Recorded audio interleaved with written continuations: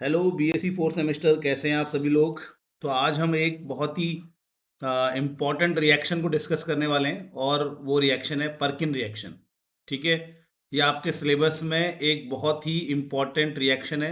Aldehyde और ketone जो chapter है आपका, जो हम डिस्कस कर रहे थे, जिसमें हम बेंजॉइन कंडेंसेशन डिस्कस कर चुके हैं, उसी में हम आज डिस्कस करेंगे पर्किन रिएक्शन को। किसको? Perkin reaction. तो पर्किन रिएक्शन एक नेम रिएक्शन है। आपके पास जितनी भी नेम रिएक्शन होती है, आपके पास जितनी भी रिएक्शंस होती हैं, नेम रिएक्शंस, वो बहुत इंपॉर्टेंट होती है। उनमें ये एक पर्किन रिएक्शन भी है। कंपटीशन के लिहाज से भी बहुत इंपॉर्टेंट है। तो पर्किन रिएक्शन में होता क्या है, पहले हम एक बार देख लेते हैं कि पर्किन रिएक्शन में हम क्या करते हैं। एक ऑर्गेनिक रिएक्शन है ये, जिसमें हम एरोमेटिक एल्डिहाइड, किस चीज को? एरोमेटिक एल्डिहाइड, जैसे कि बेंज एल्डिहाइड। मतलब आप कोई एरोमेटिक एल्डिहाइड ले लीजिए, और एरोमेटिक एल्डिहाइड का सबसे सिंपल एग्जांपल क्या है? बेंज एल्डिहाइड है। उसको एसिडिक अनहाइड्राइड की प्रेजेंस में, ठीक है, क्या होना चाहिए? एसिडिक अनहाइड्राइड होना चाहिए, और एक वीक बेस होना चाहिए। एक क्या होना चाहिए? Weak base. तो एसिडिक अनहाइड्राइड से उसको रिएक्ट कराओ और वीक बेस की प्रेजेंस होनी चाहिए, तो वो alpha beta unsaturated aromatic compound दे देता है। Alpha beta unsaturated aromatic acid बना देता है। ठीक है, तो ये हमारी रिएक्शन है। तो हम फिर से इसका समझ लेते हैं कि भैया हमें रिएक्टेंट क्या यूज करना है। ठीक है, तो हम इसमें रिएक्टेंट क्या यूज करेंगे उसको देखते हैं। तो यहाँ पर हम जो रिएक्टेंट यूज करेंगे प्यारे बच्चों, वो है बेंज एल्डिहाइड। क्या है रिएक्टेंट? Benz aldehyde. ठीक है, तो बेंज एल्डिहाइड का हमने यहाँ पे यूज करना है। ओके, और दूसरा हमें यूज करना है अनहाइड्राइड। अनहाइड्राइड किसको कहते हैं? अनहाइड्राइड इस कंपाउंड को कहते हैं जिसमें ये ग्रुप प्रेजेंट होता है। ये वाला ग्रुप COO, मतलब CO के बीच में O होगा, तो इसको अनहाइड्राइड कहते हैं। और ये दो कार्बन है इसमें, ऊपर नीचे दो दो कार्बन है, इसलिए एसिडिक बोल रहे हैं इसको। ठीक है, तो दो कार्बन है तो एसिड एसिड या एसिडिक अनहाइड्राइड भी बोलते हैं, एसिड अनहाइड्राइड भी इसको बोलेंगे हम। तो ये हमारा एसिड अनहाइड्राइड है। ठीक है, अनहाइड्राइड लेना है हमने इसको, एसिड अनहाइड्राइड और बेंजल्डिहाइड। तो दो यहाँ पे हमारे पास क्या है? दो यहाँ पे हमारे पास मेन यहाँ पे क्या हो गए? रिएक्टेंट हो गए। तो एक है हमारे पास बेंजल्डिहाइड, दूसरा है हमारे पास एसिड अनहाइड्राइड। ठीक है, एसिड अनहाइड्राइड हमारे पास है। ठीक है, इसको एसिडिक अनहाइड्राइड ही बोल सकते हैं। और हमें चाहिए एक वीक बेस। हमें क्या चाहिए? एक वीक बेस चाहिए हमें। तो ये वीक बेस हमारे पास मुख्यतः क्या लेते हैं हम? सोडियम एसिटेट लेते हैं। इसको बोलते हैं acetate ion, CH3CO- acetate ion. और इसमें हमारे पास सोडियम होगा तो सोडियम एसिटेट बोलेंगे इसको, सोडियम एसिटेट। ठीक है, तो हमारे पास बच्चों ये रिएक्टेंट हो गया। और हमें प्रोडक्ट हमारे पास क्या चाहिए? हमें मेन रिएक्टेंट हमारे पास ये दोनों है, बेंजल्डिहाइड और एसिड अनहाइड्राइड। और हमें यहाँ पे ऐड क्या करना है? रिएजेंट क्या डालना है? हमें यहाँ पे सोडियम एसिटेट यहाँ पे डालना है। ठीक है, तो ये रिएक्टेंट हो गया हमारे पास। अब हमारे पास यहाँ पे प्रोडक्ट क्या बनेगा? बनने वाली चीज क्या है, वो बहुत इंपॉर्टेंट है। तो यहाँ पे बनेगी क्या? तो यहाँ पर बनेगा हमारे पास alpha beta unsaturated, alpha beta unsaturated aromatic acid, aromatic aromatic acid, alpha beta unsaturated aromatic acid, या इसको सिनामिक एसिड भी हम कह सकते हैं। ठीक है, यहाँ पे एक्चुअली सिनामिक एसिड मेनली बनता है। तो ये हमारे पास यहाँ पे, तो सिनामिक एसिड भी हम इसको कहते हैं। ये हमारे पास यहाँ प्रोडक्ट है सिनामिक एसिड, या सिनामिक एसिड डेरिवेटिव भी कह सकते हैं। अब ये होता क्या है? सिनामिक एसिड इसको कहते हैं, ये बोल रहा है कि बेंजीन हो, बेंजीन, बेंजीन, इसको देखो बेंजीन बनाना है। और उसके, इसको बेंजीन के साथ जो कार्बन जुड़ा है वो अल्फा, उसके बाद जो जुड़ा है बीटा, इसके आगे COOH। और अल्फा बीटा अनसैचुरेटेड, यानी कि अल्फा और बीटा के बीच में क्या होगा? अनसैचुरेशन। तो ये हो गया इसका एरोमेटिक, यानी कि बेंजीन रिंग हो गई। अल्फा बीटा अनसैचुरेटेड, यानी कि अल्फा और बीटा के बीच में डबल बॉन्ड होना चाहिए। बाकी आप इसमें हाइड्रोजन लगा के इसकी वैलेंसी पूरी कर लीजिए, एक एक H यहाँ पे लगा लीजिए। ठीक है, तो ये इसको ढंग से बना लेते हैं। तो यहाँ पे आप एक H लगा लीजिए। ठीक है, तो CH double bond CH, single bond COH। तो ये यहाँ पे बनता है।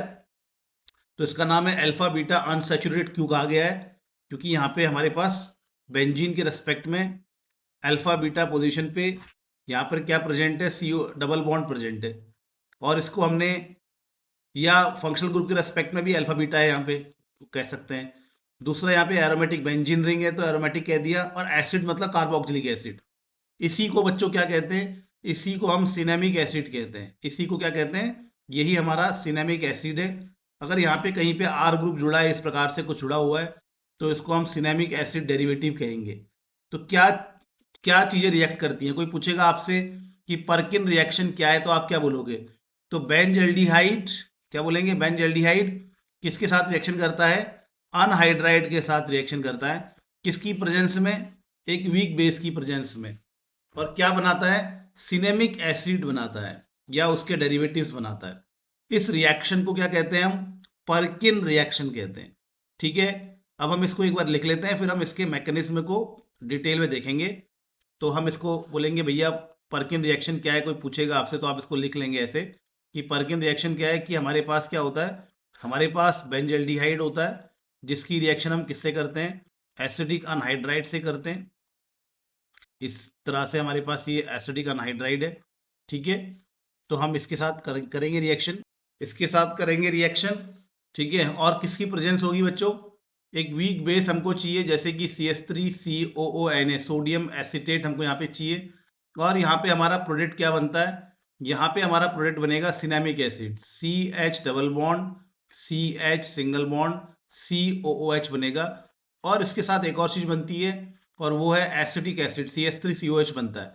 लेकिन मेन हमारे पास प्रोडक्ट ये है, इसको बोलेंगे सिनामिक एसिड। ठीक है, इसको याद रखना, सिनामिक एसिड बेंजीन के साथ CH double bond CH single bond COH, इसको हम सिनामिक एसिड कहते हैं। तो ये हमारे पास बेंजल्डिहाइड हो गया, ये हमारे पास बेंजल्डिहाइड है, और ये हमारे पास अनहाइड्राइड है। ठीक है, बेंजल्डिहाइड और अनहाइड्राइड है हमारे पास। इस वीक बेस की हमारे पास यहाँ पे प्रेजेंस चाहिए, ये बन जाएगा।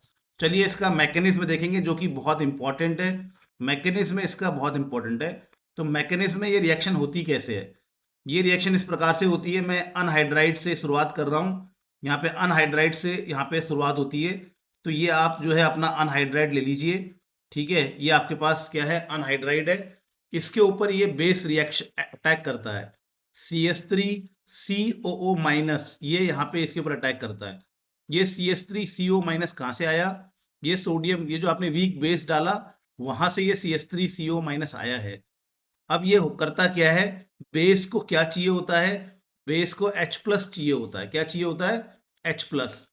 तो ये H प्लस कहाँ से लेगा, इस CH3 से लेगा। मैं इसको थोड़ा सा CH3 को मिटा के इस प्रकार से लिख लेता हूँ ताकि आपको ये चीज थोड़ा सा अच्छे से समझ में आ जाए। तो ये जो हमारे पास CH3 है, इसको मैंने इस प्रकार से लिख दिया, तोड़ के लिख दिया CH2H। तो ये बेस का काम क्या है, H प्लस को लेके जाना। तो यहीं पे ये काम, यहाँ पे भी यही काम होता है कि ये बेस आता है, H प्लस को ले जाता है, और H प्लस के इलेक्ट्रॉन इस C इसके पास रह जाते हैं, किसके पास रह जाते हैं, CH2 के पास। तो ये बन जाता है आपका CH3 C double bond O, ये तो इनमें तो कुछ भी नहीं होगा, और यहाँ पे हमारा C डबल बॉन्ड O, और ये हमारा क्या बन जाएगा, CH2 माइनस, और ये हमारा CH3COH बाहर हो गया, हमें अभी उससे कोई मतलब नहीं है। तो ये हमारे पास जो है सबसे पहले स्टेप में बनेगा। अब दूसरे स्टेप में क्या होता है, इसको समझते हैं। ठीक है, तो दूसरे स्टेप में ये अटैक करता है किसके ऊपर, बेंजल्डिहाइड के ऊपर अटैक करेगा। ये जो हमारा अनायन बना है, ये जो हमारा नेगेटिव आयन अभी बना हुआ है, ये किसके ऊपर अटैक करेगा, इसको इनोलेट कहते हैं, इनोलेट कहते हैं इसको, इनोलेट कहने का मतलब है जो सीओ के बगल में, जब भी सीओ के बगल में जब भी माइनस चार्ज आता है तो इसको क्या कहते हैं, इनोल आयन कहते हैं। तो जब भी, क्या बताया मैंने आपको, सीओ के बगल में जब भी सीओ के बगल में जब भी जो कार्बन है उस पर जब माइनस चार्ज आता है तो उसको इनोलेट आयन कहते हैं। तो हम इसको इनोलेट आयन कह सकते हैं। तो ये इनोलेट आयन जो बनेगा, ये इनोलेट आयन किसके ऊपर अटैक करेगा, हमारे बेंज एल्डिहाइड के ऊपर अटैक करेगा। यहाँ पर जो बेंजीन है उसको अब मैं C6H5 लिख लेता हूँ, या इसको आप पीएच भी लिख सकते हैं, पीएच फिनाइल रिंग भी आप उसको लिख सकते हैं। ठीक है, तो वो बड़ा हो जाएगा, बार बार बेंजीन बनाने में दिक्कत होगी, इसीलिए बेंजीन रिंग बनाने में दिक्कत होगी, इसीलिए आप उसको C6H5 लिखेंगे। अब क्या होगा, अब सीधी बात है यार, ये जब भी अब हमारा एल्डिहाइड या कोई भी CO जिसमें ग्रुप होता है, जैसे कीटोन है, जब भी वो रिएक्शन करता है तो उसमें जो ये वाला बॉन्ड होता है, इसी सबसे सिंपल केमिस्ट्री बहुत सिंपल चलती है। जो डबल पाई बॉन्ड आपको जहाँ दिख रहा है वहाँ पे मेनली आपको रिएक्शन करानी होती है। तो ये सिंपल है यार, ये ऑक्सीजन क्या करेगा, इलेक्ट्रॉन अपनी ओर खींचेगा, इससे ऑक्सीजन में माइनस आ जाएगा, इस पे क्या आ जाएगा, प्लस आ जाएगा, ये तो आप जानते ही हैं। तो ये क्या करेगा, इस प्लस वाले कार्बन को अपने इलेक्ट्रॉन दे देगा। ये चार्ज आपने दिखाना नहीं है अभी, ये केवल मैं आपको समझाने के लिए बता रहा हूँ कि ये जब खींचेगा तो इस पर डेफिशिएंसी आएगी और ये इसको इलेक्ट्रॉन दे देगा। तो यहाँ पर क्या बन जाएगा, आप खुद समझ रहे हैं क्या बनता है, CH3, C double bond O, O, C double bond O, फिर ये बनेगा हमारा CH2, और ये जुड़ गया हमारा C के साथ, और इस पे आ गया माइनस, और यहाँ पे आ गया H, और ये हो गया हमारा C6H5। तो ये ऐसा बन जाएगा, ठीक है। अब उसके बाद क्या होता है, उसके बाद आपका अभी ये CO के बगल में ये जो कार्बन है, इस कार्बन के पास ये H है। CO के बगल में ये जो कार्बन है, इस कार्बन के पास क्या है, H है। तो ये H को अब दोबारा एक बार फिर बेस आएगा और इस H को ले जाने की कोशिश करेगा, ठीक है। तो ये आपने ध्यान रखना है, ठीक है। ठीक है, तो ऐसा होगा। अच्छा, उससे एक स्टेप पहले हम ऐसा काम कर लेते हैं कि यार ये जो बेस अभी ऊपर H लेके गया ना, ये बेस जो अभी H लेके गया, तो ये बेस क्या करेगा, ये बेस इसको वापस H कर देगा। पहले वो काम हम कर लेते हैं, फिर ये अगला स्टेप हम देखेंगे। तो ये जो बेस हमारा अभी H लेके गया है, ये मैं इसको ऐसे बना देता हूँ तो ज़्यादा अच्छा दिखाई देगा। तो ये जो हमारा बेस इस हाइड्रोजन को लेके गया यहाँ पे ऊपर वाले स्टेप में, इसी हाइड्रोजन को ये बेस क्या करता है, H प्लस को वापस छोड़ देता है, और ये H प्लस किसके पास चले जाएगा, इस O माइनस के पास चला जाएगा। तो क्या यहाँ पे बन जाएगा, अब हम अगला स्टेप यहाँ पे जो मैं बता रहा था वो करेंगे। C double bond O, O, C double bond O, फिर यहाँ बनेगा हमारा CH2, इसको अभी मत छेड़ो, कोई दिक्कत नहीं है। और यहाँ पर जो है ये O इसके पास आ गया, OH बन गया, और ये बन गया C6H5, ठीक है। और ये H तो इसके पास है, ये इस कार्बन के पास तो है। तो ये H कहाँ से आया, ये वाला H कहाँ से आया, ये वाला H किसने दिया आपको, आप बताइए। ये H किसने दिया भाई, ये H जो बेस है, वो बेस से ये H यहाँ पे आ गया, ठीक हो गया। अब कहानी, अब वो बात जो मैं बता रहा था आपको वो हम करेंगे। क्या करेंगे अब हम, अब आएगा हमारा बेस, ठीक है। अब हमारा जो ये जो बेस है, बहुत सारे बेस होंगे ना, सोडियम एसिटेट बहुत सारे होंगे। तो ये जो बेस है, बेस से CH3CO माइनस आएगा। ये जो मैंने आपको ये जो सोडियम एसिटेट डाला है, ये तो बहुत सारे मॉलिक्यूल होंगे ना इसके, तो ये किसी भी स्टेप में आ सकते हैं, कोई प्रॉब्लम नहीं है। अच्छा, एक हम पेज और जोड़ते हैं, ठीक है, ठीक है। तो ये जो हमारे पास क्या बताया मैंने आपको, ये जो मैंने आपको बताया कि ये बेस दोबारा भी आ सकता है, कोई प्रॉब्लम है ही नहीं। तो ये बेस क्या करेगा, अब इस कार्बन के H को अपने साथ लेके जाएगा, ठीक है। CO के बगल में जो कार्बन होता है वो बड़ी आराम से H को छोड़ने का प्रयास करता है। तो यहाँ पर भी वैसा ही होगा, CO के बगल में जो कार्बन है, ये वाला कार्बन, ये H प्लस को छोड़ेगा।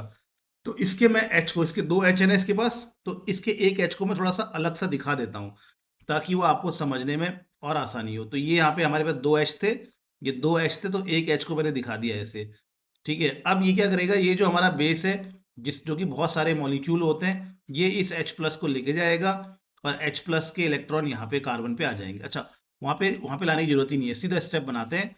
तो यहाँ पर ये जैसी H प्लस के इलेक्ट्रॉन, ये जो इलेक्ट्रॉन होंगे हाइड्रोजन के, यहाँ शिफ्ट होंगे, और ये OH माइनस यहाँ से बाहर हो जाएगा, ठीक है। ये OH माइनस बाहर हो जाएगा, ठीक है। ये OH माइनस यहाँ पे बाहर हो जाएगा। तो क्या बन जाएगा यहाँ पे, आप बताइए, आप खुद सोचिए क्या बनेगा, CH3CO O, हो गई, ये कंप्लीट हो गई, डबल बॉन्ड O, ये तो ऐसे ही रहेगा। फिर single bond CH double bond, यहाँ पे डबल बॉन्ड आ जाएगा, C सिंगल, ये C आ गया, और यहाँ पे H आ गया, और यहाँ पे हमारी क्या है, बेंजीन की रिंग है, ठीक है। ऐसा बन गया सेकेंड स्टेप में। अब थर्ड स्टेप की तरफ चलते हैं। तो थर्ड स्टेप में क्या होगा उसको देख लो, थर्ड स्टेप फाइनल स्टेप है।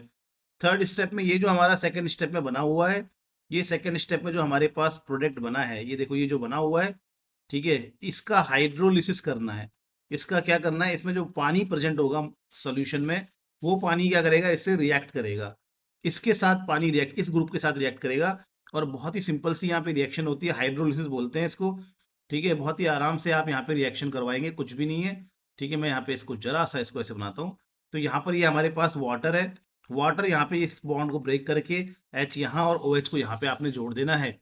तो यहाँ पे प्रोडक्ट क्या बन जाएगा, यहाँ से स्टार्ट करते हैं प्रोडक्ट को, तो बनेगा C6H5, C6H5, फिर ये सिंगल बॉन्ड दिखा दिया मैंने, फिर CH बना दिया मैंने, फिर डबल बॉन्ड बना दिया मैंने, और फिर ये सी एच बना दिया, फिर सी डबल बॉन्ड ओ बना दिया, फिर आगे चलो तो फिर ये ओ है ये बना दिया, और इस ओ के साथ क्या जुड़ा है, एच जुड़ा है, ये बना दिया मैंने। और यहाँ पर क्या बनेगा, यहाँ पे CH3COOH बनेगा, CH3COOH बनेगा। तो क्या बन गया आपका, ये बताइए, यही तो है आपका सिनेमिक एसिड, ठीक है। तो सिनेमिक एसिड यहाँ पे बन गया है। तो इतना ही दिखाना है आपने, और ये एसिडिक एसिड है, ठीक है। तो मैकेनिज्म समझ लीजिए कितना आसान सी मैकेनिज्म है।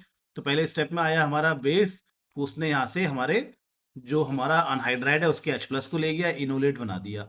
इनोलेट हमेशा बनेगा, जब जब इनोलेट बनने की संभावना होगी तो बेस क्या करेगा,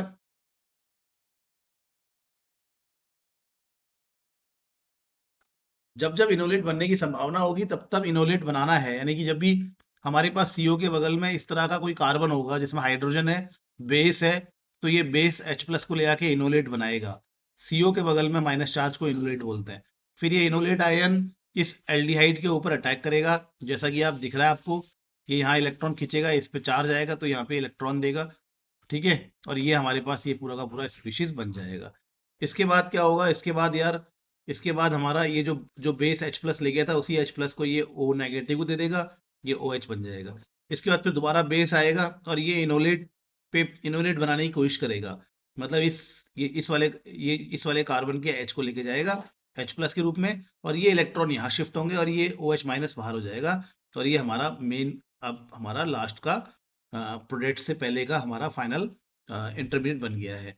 अब इसका हमें बस हाइड्रोलिसिस करना है, ये बहुत अनस्टेबल है, हाइड्रोलिसिस होते ही ये ब्रेक हो जाएगा और हमें ये सिनेमिक एसिड यहाँ पे मिल जाएगा। तो ये हमारी रिएक्शन है जिसमें हमने देखा कि किस प्रकार से हमारा पर्किन रिएक्शन चल रही है, इसको हमने समझ लिया है। चलिए अब अगली रिएक्शन को हम आगे डिस्कस करेंगे। तो बच्चों अब हम अगली इंपॉर्टेंट रिएक्शन डिस्कस करने जा रहे हैं, जो कि है हमारी नो इवन एजल रिएक्शन, ठीक है। तो नाम याद कर लो, इसमें के को साइलेंट करके बोलते हैं नो इवन एजल रिएक्शन है। ये हमारी एक और बहुत ही वेरी वेरी इंपॉर्टेंट रिएक्शन में से है, जो कि एग्जाम और कंपटीशन में इससे बहुत बार हमारा क्वेश्चन पूछा जाता है, ठीक है। तो इसमें करना क्या है मैं आपको समझा देता हूँ कि सबसे पहले क्या करेंगे हम, इसमें लेते क्या है, हम सबसे पहले तो रिएक्टेंट क्या क्या होता है उसको पहले याद कर लेते हैं, फिर हम इस रिएक्शन को समझेंगे। तो इसमें हमारे पास रिएक्टेंट क्या है, इसमें हमारे पास जो रिएक्टेंट है वो एल्डिहाइड हो सकते हैं, या कीटोन हो सकते हैं, ठीक है। तो इसमें हमारे पास जो रिएक्टेंट होंगे, ध्यान रखना, नंबर 1 क्या होंगे हमारे पास, एल्डिहाइड या क्या लेना है हमने, कीटोन लेना है हमने, एल्डिहाइड या कीटोन लेना है। दूसरा हमने एक्टिव, ठीक है, एक्टिव मिथाइलिन,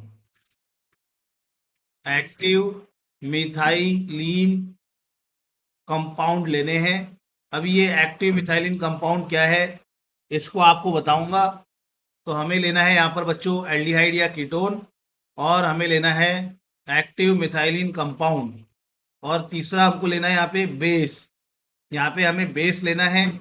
अब बेस कौन कौन से हो सकते हैं उसको भी अभी हम डिस्कस करते हैं। तो ये तीन हमारे पास यहाँ पे क्या करना है, हमने तीन यहाँ पे हमें रिएक्टेंट लेने हैं। बहुत ही सिंपल सी रिएक्शन है, बहुत ही आसान सी रिएक्शन है, ठीक है। तो हमें यहाँ पर तीन कंपाउंड, तीन सब्सटेंस लेने हैं। एक हम एल्डिहाइड ले सकते हैं, कीटोन ले सकते हैं, और हमें लेना है क्या, एक्टिव मिथाइलिन कंपाउंड, और फिर हमें बेस लेना है। तो यहाँ पर प्रोडक्ट जो बनेगा वो एक्चुअली एक एल्कीन टाइप का प्रोडक्ट बनेगा, ठीक है। तो प्रोडक्ट यहाँ पे बनता है एल्कीन टाइप का, एल्कीन बनता है, समझ लो, ठीक है। एल्कीन डेरिवेटिव्स बनेंगे ऐसा समझ लीजिए आप, ठीक है। एल्कीन के ही डेरिवेटिव्स बनेंगे, एल्कीन जैसा दिखने वाला कंपाउंड बनेगा। तो यहाँ पर एल्डिहाइड कीटोन तो आप पहचानते ही हैं क्या होता है। चलिए एक बार ये एक्टिव मिथाइलिन ग्रुप किसको बोलते हैं, मिथाइलिन मतलब होता है CH2, मिथाइलिन ग्रुप क्या हो गया हमारा, CH2, मिथाइल क्या होता है CH3, तो मिथाइलिन ग्रुप क्या है हमारा, CH2 है। और एक्टिव का मतलब है इसके दोनों तरफ इलेक्ट्रॉन खींचने वाले ग्रुप होने चाहिए, ये दो इलेक्ट्रॉन जेड यहाँ पे ग्रुप होने चाहिए। और जेड क्या है यहाँ पे, इलेक्ट्रॉन विथड्रॉविंग ग्रुप, इलेक्ट्रॉन खींचने वाले समूह, इलेक्ट्रॉन विथड्रॉविंग ग्रुप होने चाहिए। और ये जेड क्या क्या हो सकता है, कौन कौन से होते हैं इलेक्ट्रॉन खींचने वाले ग्रुप, CN हो सकता है, और COOR हो सकता है, ठीक है। इसी प्रकार से आप NO2 हो सकता है। ठीक है, तो इलेक्ट्रॉन खींचने वाले ग्रुप यहाँ पे हमारे पास प्रेजेंट होने चाहिए। ठीक है, तो ये बात आपको ध्यान रखनी है कि यहाँ पे हमारे पास, और कीटोन भी हो सकता है, COR यहाँ पे मतलब COR ग्रुप भी हो सकता है।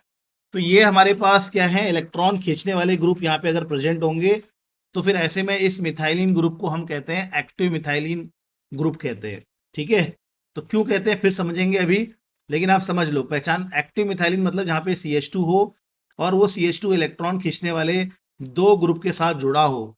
तो ये इलेक्ट्रॉन खींचने वाले दो ग्रुप कौन कौन से हो सकते हैं, CN, COR, NO2, या फिर आपका कोई भी, जैसे कीटोन भी हो सकता है, COR भी हो सकता है। समझ गए आप लोग? ठीक है। अब इसको एक्टिव मिथाइलिन ग्रुप क्यों कह रहे हैं, मैं आपको समझा देता हूँ।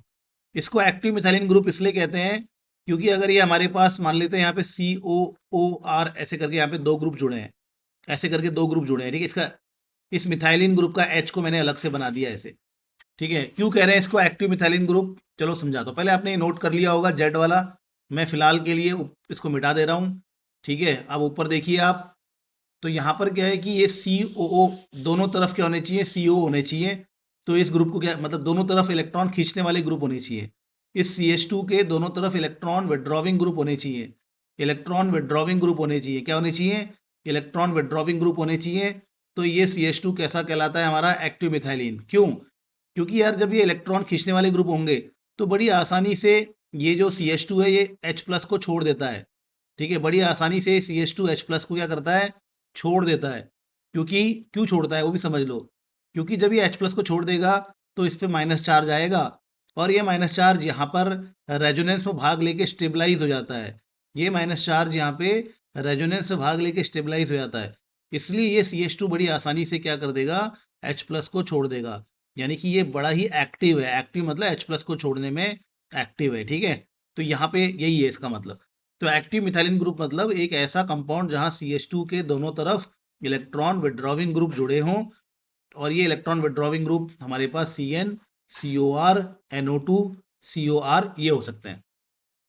बेस क्या लेना है हमने, बेस हमें लेना है, बेस यानी कि ज़्यादातर नाइट्रोजन के कंपाउंड को हम बेस कहते हैं।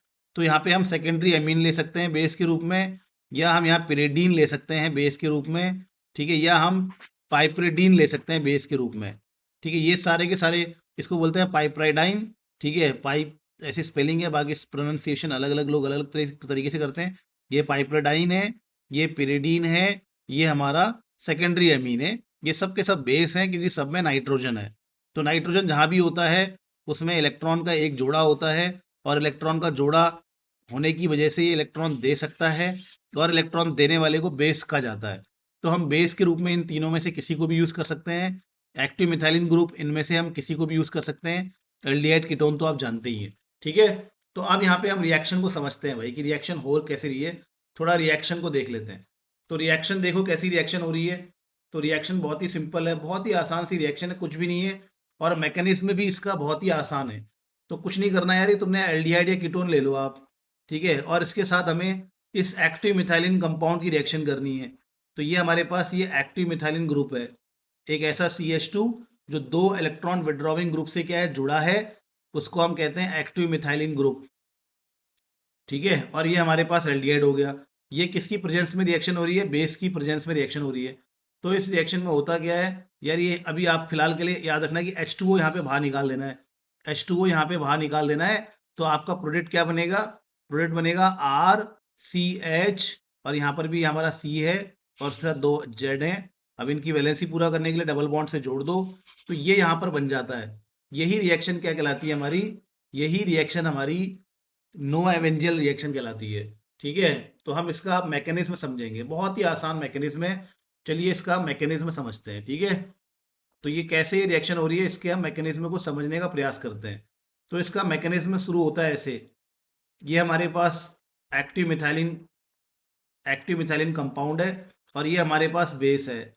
कोई सा भी बेस मैंने बताया आपको, इस बेस की जगह पे आप क्या यूज़ करेंगे, सेकेंडरी एमीन, पाइपराइडीन, या आप इसमें पिरिडीन यूज़ कर सकते हैं। तो बेस क्या करता है, H प्लस को लेके जाता है, ये बचपन से आपने पढ़ा है।